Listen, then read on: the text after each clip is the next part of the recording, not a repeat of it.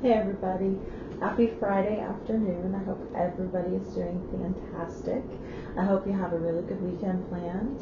I think I'm gonna plan on relaxing a little bit. I hope you guys are too. So we are up to, so here's 12 laws of, being human by Commander Hardeep Singh, and we're up to chapter 5. Chapter 5 is super short, so I'm going to go through it.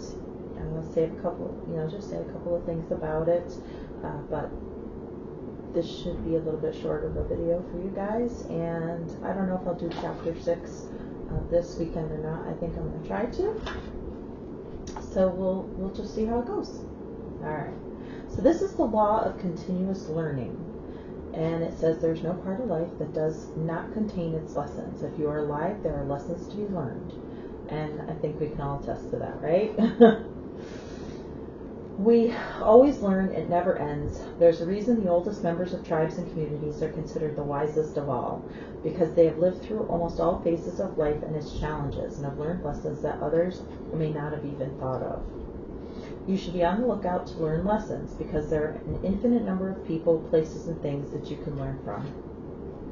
Yes, it's not possible to have a perfect solution to every problem, but you can make the mistakes and you can grow from your mistakes. As long as you're alive, you must always learn to surrender to the rhythm of life rather than fighting against it. Engage in a process of constant learning and change. Be humble enough to always acknowledge your own weaknesses, and be flexible enough to adapt to what you may not be used to. As rigidity deprives you of the freedom of these new possibilities. You will learn lessons as long as you are alive. There's no life stage without new lessons. As long as you live, you will always have something more to learn. And as long as you follow your heart and do not stop learning, you will not grow old on the other. As long as you follow your heart and do not stop learning, you will not grow old. On the other hand, you will get newer every day. This is the law of continuous learning. So that is the chapter. So a couple of things though I wanted to say is, if anyone has an example of when you thought you had a perfect solution to something, but it didn't go that way, that wasn't the perfect solution.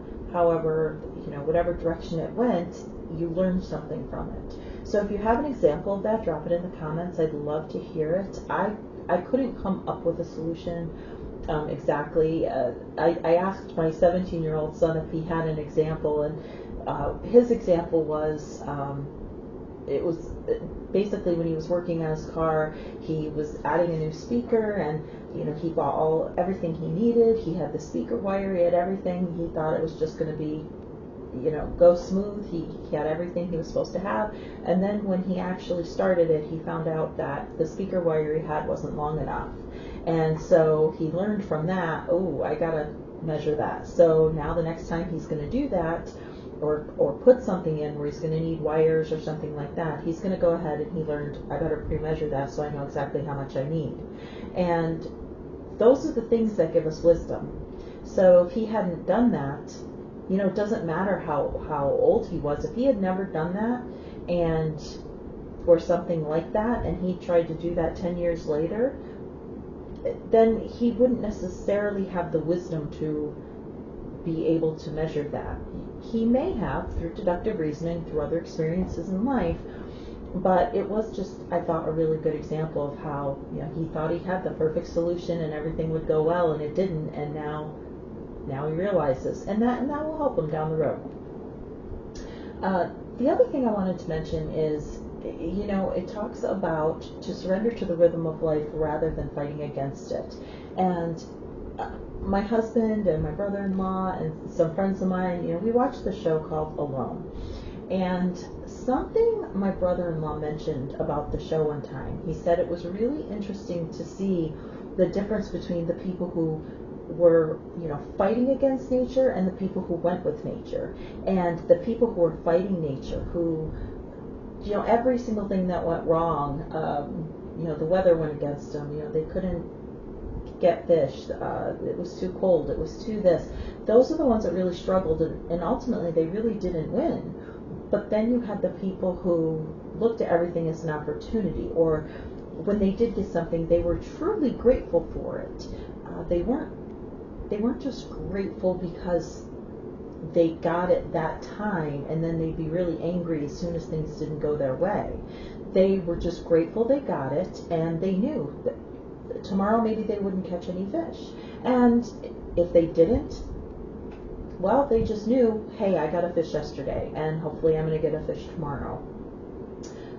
They really ended up being the people that were the strongest in that particular situation, because they weren't fighting everything, and they weren't getting angry the second things didn't go their way. There's a level of frustration with all of us when things don't go our way when we need them to, I think. But the more you fight against it and you don't go with that so-called rhythm of life,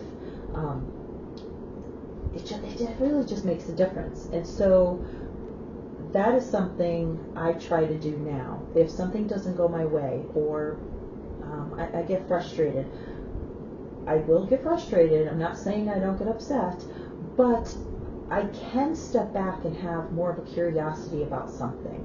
And that's what I'm hoping to convey here too, is, if you could just be a little more curious about it. Why did it go wrong? How could it have gone better? Basically, did I do something to cause it? Or what can I learn from it? Maybe it going sideways was a good thing. Maybe it took you in a different direction and you learned something you wouldn't have otherwise learned. There's a lot of different ways to look at it. But if you can approach it as more of just from a curiosity, I guess, point of view of, what can I learn? What did I learn? What could I have done differently that maybe I won't do next time? Those can really kind of soften the blow of things not going your way.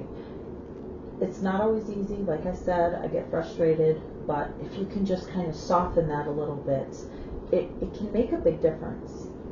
And so, like I said, this is going to be pretty short. It was a short chapter, but maybe this chapter made me start to think anyway about, what are my weaknesses? What is it why do I get so frustrated if things don't go my way?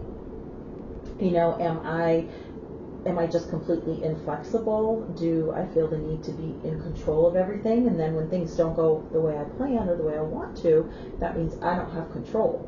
And so I've had to step back from some things and really look at it as I can't have control of everything. And being in control of every single thing isn't necessarily good either, because what my idea of how things should go, that may not be the best way. And I've had several things in my life go that way, where I have a perfect outlook of how, or plan how it should go, what I want. This is what I want to do. Things don't go that way. I get really frustrated, but then ultimately I end up in a completely different spot and think, well, things have gone the way I wanted them to. I wouldn't have been here, which ultimately ends up being a better place, if that makes sense. I feel like it's kind of rambling because I'm not giving you great examples, but there really is a lot to learn just by stepping back and like I said, looking at our own weaknesses, looking at how flexible we are. It can help us a lot. So I'm having my afternoon coffee because it's Friday, so probably shouldn't do that. I'll be up all night, but hey, that's okay. Maybe I'll do another video. But I hope you guys all have a really great weekend. I hope your week wasn't terrible at all. I hope it went pretty smoothly and it went quickly. It went a little slow for me. And if you have to work the weekend, I'm sorry. But I hope work goes quickly. And like I said, drop anything you want in the comments. Any advice you have for me, anything you want to see different or you want me to change.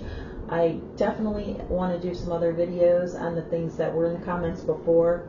I just want to make sure I execute them as I guess is the best I can. So I am still working on those. I'm still formulating them. So I have not forgotten about that.